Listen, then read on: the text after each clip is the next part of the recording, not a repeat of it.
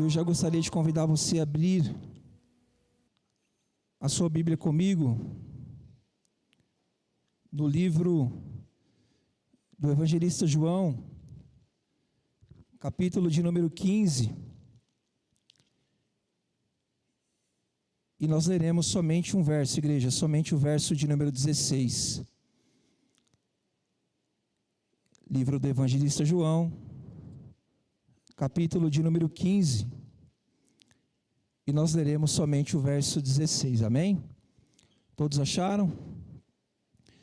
E diz assim a palavra do Senhor: Vocês não me escolheram, eu os escolhi e os chamei para irem e produzirem frutos duradouros, ou como outras versões prescrevem aqui, frutos que permanecem, para que o Pai lhes dê tudo o que pedirem em meu nome, amém? O tema da nossa mensagem aqui essa noite será o fruto que permanece, o propósito de uma vida contagiante. Mas o que significa viver uma vida com o propósito contagiante? Eu trouxe aqui algumas colocações do que significa viver uma vida com propósito contagiante.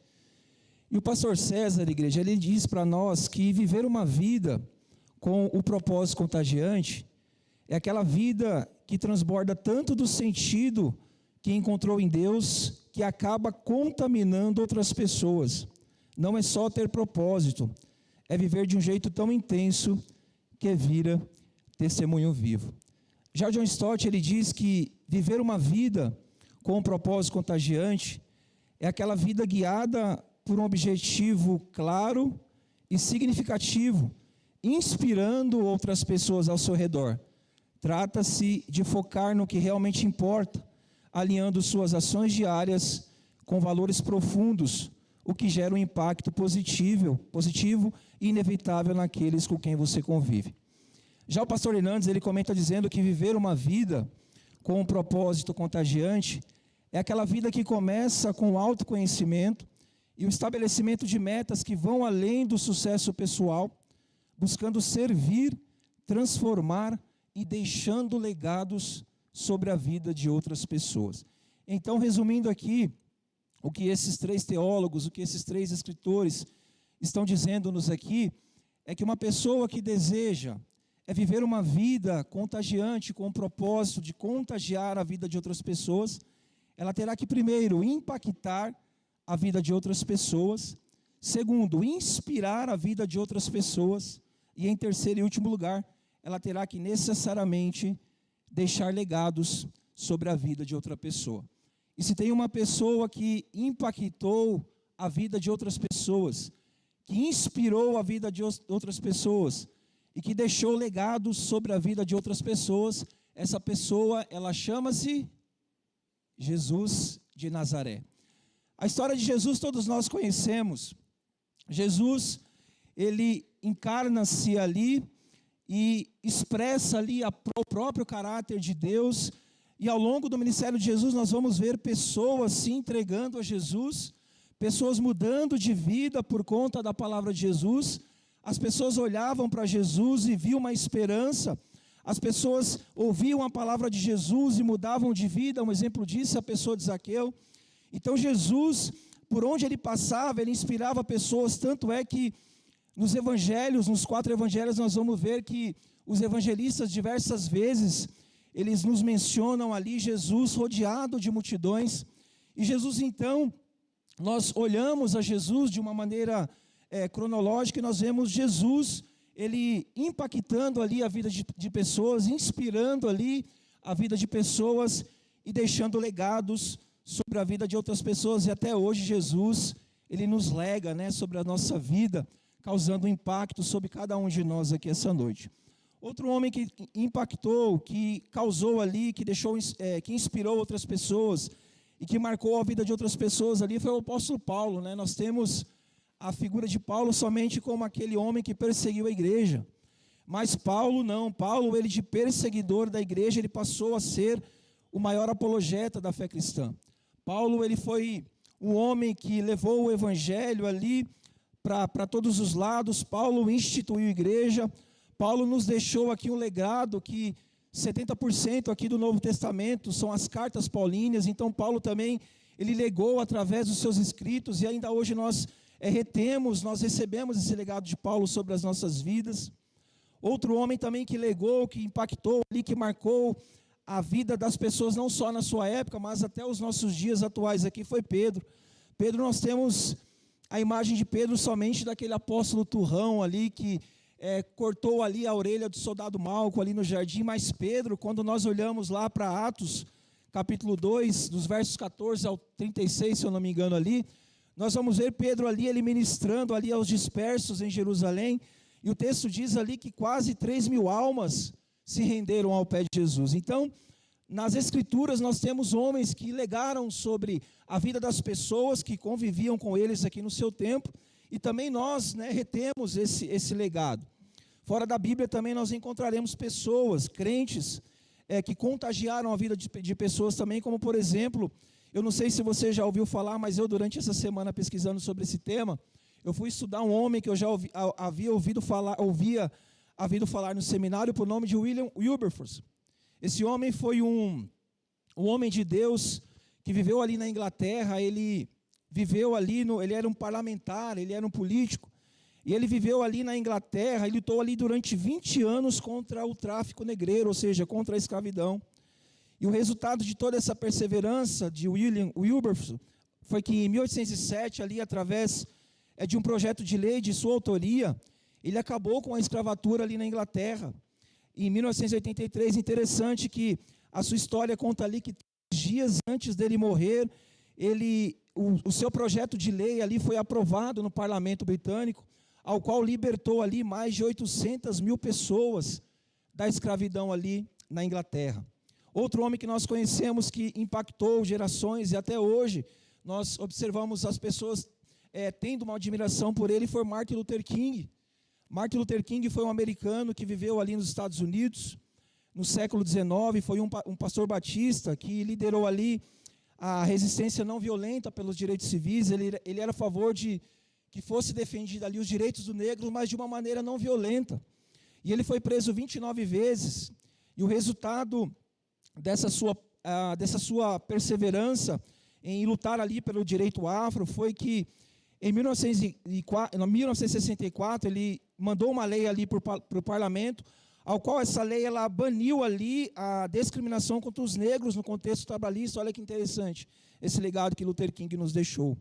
Outro exemplo, um clássico aqui no meio de nós, que todos nós conhecemos, é Billy Graham.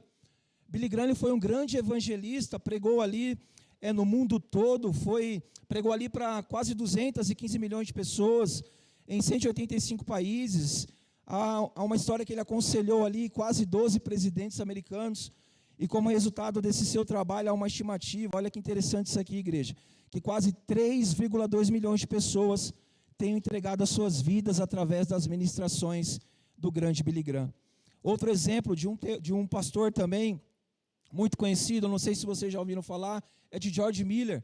George Miller ele foi um pastor que viveu ali na Inglaterra e na Alemanha no século XVIII, e conta a história ali que esse homem, ele resolveu ali abrir orfanatos para sustentar crianças abandonadas. E interessante também que quem lê sobre ele vai perceber que ele não dependia da ajuda do governo. Ele somente orava, colocava aos pés de Jesus ali a sua necessidade, e o Senhor as atendia. E como legado, esse homem criou 5 orfanatos, ao qual abrigou ali, ainda abriga mais de 10.000 crianças. Financiou a educação de mais de 120.000 pessoas em 117 escolas, distribuiu quase 300.000 Bíblias. Olha que interessante o legado desse homem, e apoiou diversos missionários. E o último exemplo que eu trouxe aqui é Hudson Taylor, que é um teólogo conhecido. Ele foi um médico. Interessante que a história de Hudson Taylor, ele queria alcançar a China, e aí ele se vestiu de chinês para adentrar ali a cultura, para conseguir falar de Jesus ali ao povo chinês. Interessante que ele implantou na China mais de 125 escolas, abriu a China para o evangelho, e hoje a igreja chinesa ela tem mais de 100 milhões de pessoas enraizadas nesse seu impactante trabalho. E aí eu pergunto para nós aqui, como igreja, mediante essas afirmações que eu trouxe aqui, de que legar sobre a vida das pessoas, de que impactar sobre a vida das pessoas, é algo intrínseco ao cristão, é algo imputado, é algo enraizado na vida do cristão. Eu pergunto para você aqui essa noite, e você? Será que você tem impactado a vida de pessoas? Será que você tem legado? Será que você tem marcado a vida de outras pessoas? Quais são os benefícios que você tem cedido a outras pessoas? O que você tem feito para a nossa geração? Qual é o legado? O que você tem deixado? O que você tem incentivado? Será que você tem incentivado as pessoas a servirem a Cristo? Tem uma frase do pastor Hermes Temay, ao qual eu gosto muito, onde no seu livro Vivendo com Integridade, ele diz que nós crentes, nós não devemos espremer ninguém a ir à igreja, mas nós devemos inspirar essas pessoas a chegar até Jesus. Como? Através do nosso testemunho, impactando a vida das outras pessoas. E aí eu pergunto para nós aqui como igreja, que essa noite eu estava meditando sobre essa palavra, e eu me questionei muito, o que eu tenho feito como cristão? O que eu tenho feito ao aceitar a graça de Jesus, ao seguir a Jesus, a pegar a minha Bíblia, a vir para a igreja, a me autenticar como um crente? Qual o legado que eu tenho deixado sobre a vida das pessoas? O que eu tenho feito? Será que eu tenho impactado? Será que eu tenho marcado a vida das pessoas por ser um cristão genuíno? A verdade, igreja, é que à luz das Escrituras, Jesus ele nos chamou para vivermos com o propósito de contagiarmos a vida de outras pessoas. E como fundamento para essa afirmação, eu gostaria de compartilhar com você aqui essa noite 3 pontos que defendem a doutrina de que um verdadeiro discípulo de Jesus, ele deve ser extremamente relevante sobre a vida de outras pessoas. E a primeira afirmação que eu trago aqui para nós como igreja, aqui essa noite, é que o ato de viver uma vida, igreja, com um propósito de contagiar a vida de outras pessoas, gerando nelas frutos que permanecem, não é um ato arbitrário da parte do crente, mas viver uma vida com o propósito de contagiar a vida de outras pessoas, gerando nelas frutos que permanecem, é uma normativa do próprio Jesus, imputada sobre a vida de cada um de nós, que por ele fora chamado. Veja comigo aí na sua Bíblia, no verso de número 16, que Jesus, ele disse assim aos seus discípulos. Jesus estava à mesa aqui com seus discípulos neste contexto, e ele diz assim aos seus discípulos no capítulo 15, no verso 16 de João: não foi vocês que me escolheram, eu os escolhi e os chamei para irem, ou como algumas versões prescrevem, ir e produzirem frutos duradouros, ou frutos que permanecem, para que o Pai lhes dê tudo o que pedirem em meu nome.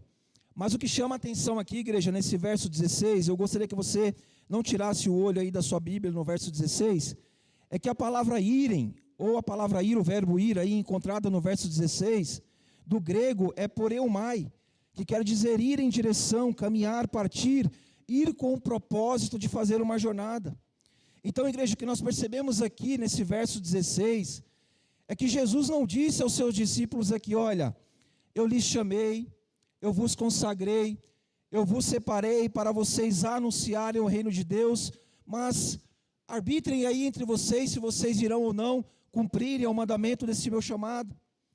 Mas Jesus disse aos seus discípulos no verso 16, olha, eu lhes chamei, eu lhes consagrei, eu vos escolhi para vocês irem com um propósito, para vocês irem com uma finalidade, para vocês irem para uma jornada, com um único objetivo, com a única intenção, com a única finalidade, que é de vocês anunciarem que é chegado o reino de Deus. Então, igreja, o que Jesus já ensina-nos aqui em João 15,16, como primeira aplicação para nós aqui essa noite, é que o verdadeiro discípulo de Jesus, ele não pode arbitrar sobre o chamado de Jesus sobre a sua vida. E o que isso quer dizer, igreja, é que Jesus, pela sua maravilhosa graça, ele te chamou. É que Jesus, pela sua maravilhosa graça, ele te consagrou. Ele perdoou os seus pecados. Ele salvou a sua alma. Ele morreu por você na cruz do Calvário, com uma única finalidade, com um único propósito, com um único objetivo, que é de vocês anunciarem que é chegado o reino de Deus.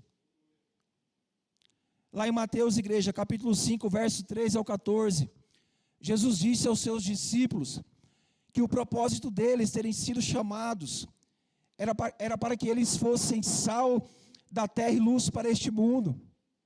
Paulo, escrevendo aos Tessalônicos também no capítulo 6, verso 7, ele lhes disse: de fato, vocês se tornaram nossos imitadores do Senhor, apesar de muito sofrimento, receberam a palavra com alegria que vem do Espírito Santo, e assim tornaram-se modelo para todos os crentes que estão na Macedônia e na Acaia. Em Mateus 5,16, Jesus disse aos seus discípulos: assim brilha a luz de vocês diante dos homens, para que vejam as suas obras e glorifiquem ao Pai de vocês que está no céu. Em Atos 1,8 está escrito: mas receberei poder ao descer sobre vós o Espírito Santo, e ser-me-eis minhas testemunhas, tanto em Jerusalém, como toda a Judeia, como toda a Samaria, até os confins da terra. Em 1 de Pedro também, 2,9 está escrito: porém vocês são geração eleita, sacerdócio real, nação santa, povo exclusivo de Deus, para anunciar as grandezas daquele que os chamou das trevas para a maravilhosa luz. E o que Jesus está dizendo para você aqui essa noite é que não foi você que escolheu a Ele, mas foi Ele quem escolheu a você, para você ir sem arbitrariedade, para você ir sem retroceder, para você ir sem opção de escolha, obrigatoriamente, compelidamente, a ir em direção ao seu próximo e a produzir frutos que permanecerão, para que o Pai lhes dê tudo o que pedirem em teu nome. Então, igreja, o que nós precisamos aprender aqui é que nós possamos pararmos, a partir dessa noite, de arbitrarmos, de decidirmos se nós vamos ou não atendermos o chamado de Jesus sobre as nossas vidas. Que nós, a partir dessa noite, podemos dizer ao Senhor: Senhor, eu não sei se eu irei contagiar a vida de outras pessoas. Que nós possamos pararmos de dizer ao Senhor: Senhor, eu não sei se eu irei ou não obedecer à ordem do seu chamado. Senhor, eu não sei se vou ou não obedecer ao mandamento de gerar frutos que permanecerão para sempre. Eu não sei, Senhor, se eu vou ou não cumprir ao seu mandamento de ir e fazer discípulos. Mas que nós possamos falar a Jesus a partir dessa noite: Senhor, se é mandamento do Senhor, eu irei e gerarei frutos para a glória de Deus. Se é mandamento do Senhor, Senhor, eis-me aqui, Senhor, envia-me, para que o seu nome seja glorificado. Se é mandamento do Senhor, Senhor, eis-me aqui, eu irei, Senhor, e produzirei frutos para o teu reino. Mas aí você deve estar se perguntando: mas irmão Jair, ok, então a partir de hoje, eu vou obedecer essa normativa de Jesus, de ir e fazer e produzir frutos que permaneçam para sempre. Mas o que eu devo semear no reino para corroborar para a glória de Deus? E Jesus lhe responde com a mesma afirmativa que ele fez aqui aos seus discípulos, no verso de número 6, lhe dizendo: você não me escolheu, eu o escolhi, e o chamei para ir e produzir frutos duradouros, ou como algumas versões prescrevem, frutos que permanecem, para que o Pai lhes dê tudo o que pedirem em meu nome. Interessante, igreja, que sobre essa fala de Jesus no verso 16, ao ordenar a seus discípulos que eles fossem e produzissem frutos duradouros, João Calvino, ele escreveu dizendo o seguinte: Cristo não disse fruto abundante, mas fruto que permanece. Deus prefere um convertido bem discipulado a 100 decisões de campanha. O fruto que permanece é aquele feito pela raiz e não colado ao galho. Olha que interessante isso aqui.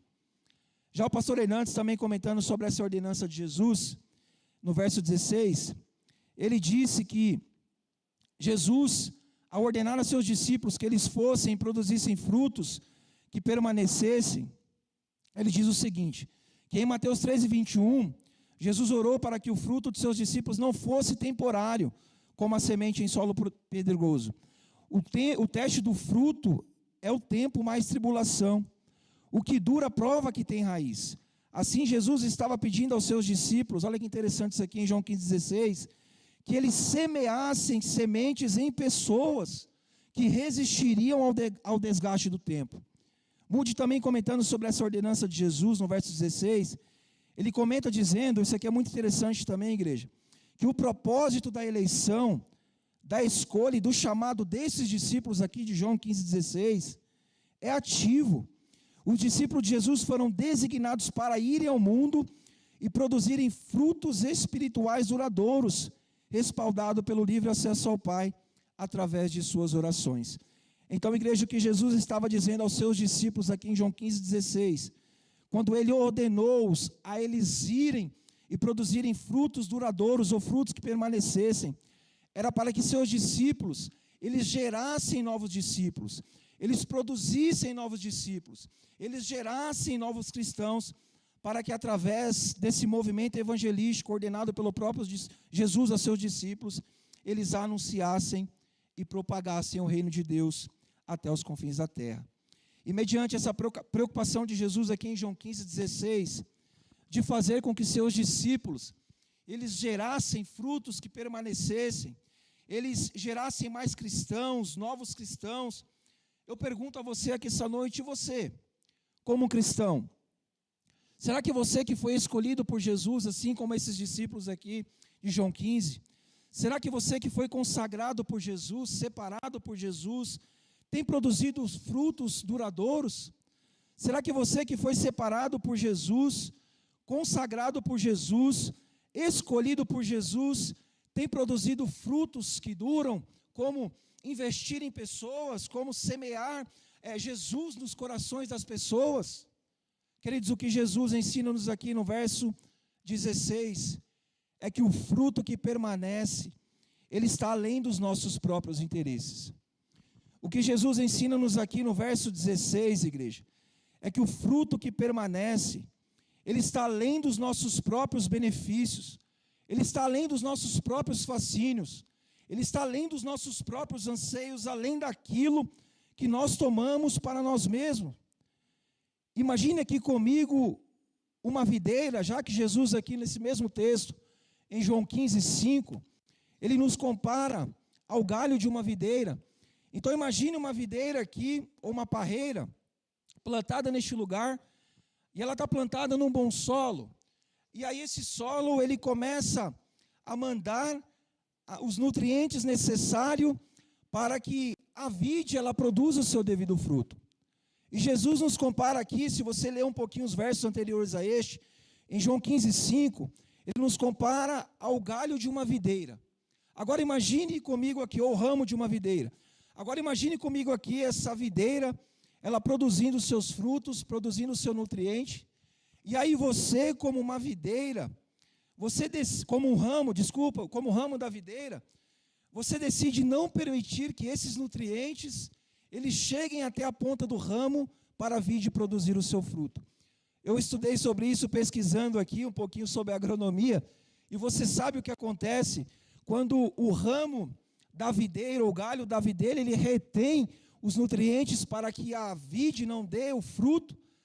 Esse galho, igreja, que reteve ali esses nutrientes para não permitir que a videira produza o seu devido fruto, ele seca. Esse galho, que de forma figurativa, como Jesus nos apresenta aqui em João 15:5, ele acaba ali morrendo. Esse galho que de forma figurativa representa eu e você, aqui essa noite, por conta dessa usurpação da substância que faria com que a vide, ela produzisse o seu devido fruto, ele acaba ali tornando-se infrutífero, porque tomou para si aquilo que era destinado para um propósito maior. E o que essa analogia ensina-nos aqui, é que se nós, que somos o galho, como Jesus nomeou-nos aqui em João 15:5, decidimos retermos essa substância necessária para o nascimento da uva, com o propósito de beneficiarmos-nos a nós mesmos.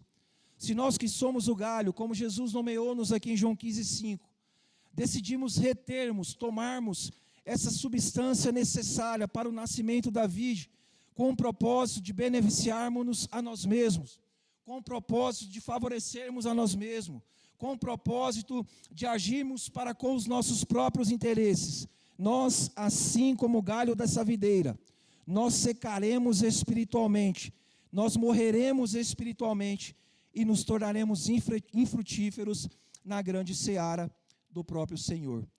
Mas aí você deve estar se perguntando, mas irmão Jair, então o que eu faço para produzir frutos que permanecerão para a glória de Deus?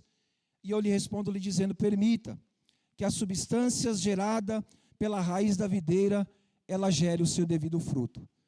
Não retenha as substâncias que a raiz da videira tem gerado, a fim de que ela produza o seu devido fruto para você mesmo.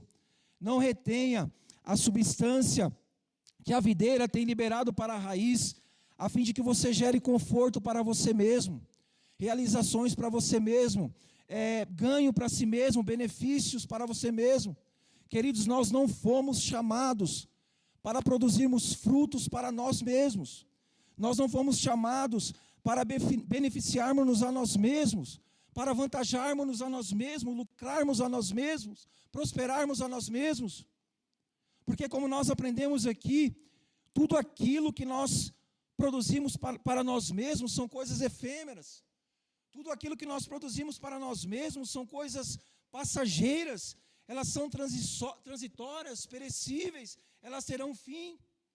Mas o que nós semeamos em Jesus, eles permanecerão. O que nós semeamos do reino, eles vão permanecer, eles serão duradouros. Então que nós, a partir de hoje, igreja, nós possamos, primeiramente, produzir frutos para o reino, semear em pessoas, em almas para Jesus. O apóstolo Paulo, lá em 1 Coríntios 10, 31, ele escreveu dizendo para a igreja de Corinto, olha, quer comais, quer bebais, mas vocês que façam tudo para a glória de Deus. Em João 15, 8, Jesus disse aos seus discípulos, nisto, ou seja, na prática do discipulado, é glorificado meu Pai, e assim vos tornareis verdadeiramente os meus discípulos, em que deis muito fruto. Em 1 Colossenses, o apóstolo Paulo, escrevendo à igreja de Colosso, ele lhes disse, por esta razão nós também, desde o dia em que ouvimos, não cessamos de orar por vós, e pedir que sejais cheios do conhecimento e da vontade de Deus em toda a sabedoria e inteligência espiritual, para que possais andar dignamente diante do Senhor, agradando-lhe em tudo, preste atenção nisso aqui, igreja, e frutificando em toda boa obra e crescendo no conhecimento de Deus. Então, queridos, que nós, a partir de hoje, nós paremos primariamente com a produção de frutos direcionados para as nossas próprias pessoas. Que nós, a partir dessa noite, paremos primariamente de gerarmos frutos para nós mesmos, ganho para nós mesmos, regalias para nós mesmos, porque como nós aprendemos aqui, tudo aquilo, igreja, que nós produzimos para nós mesmos é efêmero, tudo aquilo que nós produzimos para nós mesmos é irrelevante, é passageiro, é temporável, e uma prova disso é que o nosso dinheiro um dia ele vai acabar, a nossa riqueza um dia vai passar, os nossos luxos, o nosso conforto, a nossa boa vida, ela vai um dia passar. Mas a boa notícia para nós aqui essa noite é quando nós semeamos o fruto em Jesus, quando nós passamos a lançar a semente em Jesus, o fruto em Jesus, esses frutos eles permanecerão, eles não se deteriorarão. Um exemplo disso é o nosso GC, lá no Jaguaré. Nós temos colhido muitos frutos ali, eu tentei trazer todo mundo para cá hoje.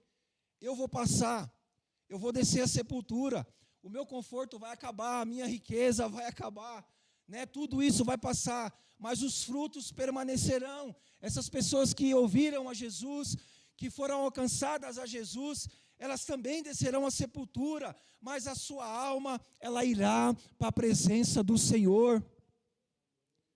Então, queridos, que nós possamos a semear, a ter isso em mente, a não produzir frutos primariamente para nós. É interessante que nós tenhamos uma casa boa, um carro bom, um emprego legal, mas que nós possamos primariamente a se preocupar com as coisas do reino, a semear aos pés de Jesus, a semear ali diante do Senhor. E eu gostaria de partir para o terço final dessa ministração, com uma reflexão do William Barclay, um teólogo, onde no seu comentário de João 15, sobre esse verso de número 16, ele escreveu dizendo, abre aspas, Jesus nos escolheu para sermos seus embaixadores, e representá-lo no mundo. Preste atenção nisso aqui, igreja. Quando um cavaleiro chegava à corte do rei Arthur, ele não fazia para passar o resto de seus dias em festas e camaradagem. Aproximava-se do rei e dizia: Senhor, envia-me em alguma tarefa grande para que eu possa fazer em nome da cavalaria e por ti. Deste modo, Jesus nos escolheu para sermos seus anunciadores do seu reino. A única forma de difundir o cristianismo é sendo um cristão, produzindo novos cristãos. Jesus não nos envia para discutir com homens a fim de que se unam ao cristianismo e muito menos a assustá-los com o mesmo fim. Nem tampouco para falar sobre o cristianismo, mas para irem e atraírem almas para ele, de maneira tal que seus frutos sejam formosos e duradouros, que os outros os desejam para si. E eu concluo aqui essa mensagem, essa noite, ele dizendo que, segundo Jesus aqui em João 15,16, por vias da sua maravilhosa graça e do seu sim, como resposta ao convite de sua graça, ele te escolheu, ele te capacitou e ele te consagrou para você ir e produzir frutos que permanecerão. E por ser esse o mandamento de Cristo, você não tem o livre-arbítrio para arbitrar sobre este chamado de Jesus sobre a sua vida. E se você ainda não entendeu a importância desse chamado de Jesus sobre a sua vida, de viver uma vida com um propósito contagiante sobre a vida de outras pessoas, gerando nelas frutos que permanecerão, apresente-se à corte do rei essa noite e diga para ele: Senhor Jesus, envia-me em alguma tarefa grande para que eu possa fazer algo por ti. E ele certamente lhe dirá, eu tenho certeza disso, se você disser isso para ele, ele lhe dirá: vai e viva uma vida com o propósito de contagiar a vida de outras pessoas, gerando nelas frutos que permanecerão como discípulos para o meu reino, porque através desse seu sim ao meu chamado, Jesus diz aqui que o nome do Pai, ele será glorificado. Querido, Jesus, ele nos chamou, Jesus, ele nos escolheu, Jesus, ele nos consagrou, ele perdoou os nossos pecados, ele salvou a nossa alma, ele nos regenerou, ele padeceu na cruz do Calvário, ele verteu o seu sangue por cada um de nós aqui essa noite, ele lhe fez uma nova criatura, com um único propósito, com a única finalidade, com o único objetivo, que é o de você ir, cumprir ao seu chamado e produzir frutos que permanecerão, a fim de que o próprio nome dele, ele seja glorificado.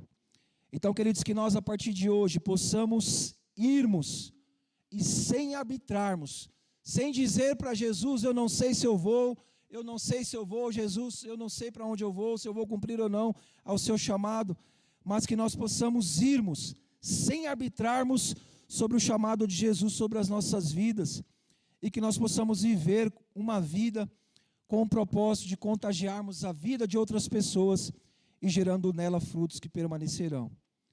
Que nós, a partir dessa noite, como discípulo de Jesus, que dissemos sim ao convite da graça, que nós possamos primariamente deixarmos de produzirmos frutos para nós mesmos, benefícios para nós mesmos, confortos para nós mesmos, anseios para nós mesmos, e que a partir de hoje nós possamos passarmos a semearmos o nosso tempo em pessoas, a semearmos, a gerarmos mais discípulos, a produzirmos novos cristãos, a semearmos em pessoas, porque esses serão, igreja, os frutos que permanecerão para a glória de Deus.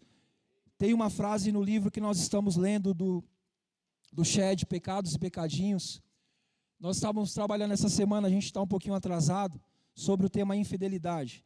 Tem uma citação do Tozer ali, onde ele diz que a verdade de Jesus, ela é a nossa verdade. Então, se foi verdade que Jesus, como nós aprendemos aqui, ele não viveu uma vida com o propósito de produzir frutos para si mesmo, mas uma vida produtiva para o reino de Deus, ao semear no corações de pessoas o evangelho da salvação, que nós a partir dessa noite possamos tomar a verdade de Cristo como a nossa verdade, e que assim como Jesus passemos a semear sobre a vida de outras pessoas. Se é verdade que Jesus, como nós aprendemos aqui, ele não viveu uma vida egoísta, mas uma vida sempre pensando no próximo, sempre doando aí ao próximo, sempre pensando numa semente duradoura, que nós, assim como Jesus, nós também possamos tomar essa verdade de Jesus sobre as nossas vidas e semearmos sobre a vida de pessoas, preocupando-nos com o próximo, para que o nome de Deus ele seja glorificado. E eu concluo essa mensagem dizendo, igreja, viva uma vida com o propósito de contagiar a vida de outras pessoas. Viva uma vida que gere através do seu contágio, não frutos para si mesmo, mas gere frutos para o reino de Deus, pois estes, certamente, eles serão frutos que permanecerão. Porque segundo Jesus aqui em João 15,16, esse texto maravilhoso que nós acabamos de ler, você foi chamado para obedecer ao mandamento de Jesus, e ir sem arbitrar, e ir sem retroceder, e ir obrigatoriamente, e ir compiladamente a ir e produzir frutos que permanecerão para a glória de Deus. Se a verdade de Jesus, ela é a nossa verdade, que nós, a partir dessa noite, saiamos e sem arbitrarmos, para produzirmos frutos que permanecerão para a glória de Deus. Amém?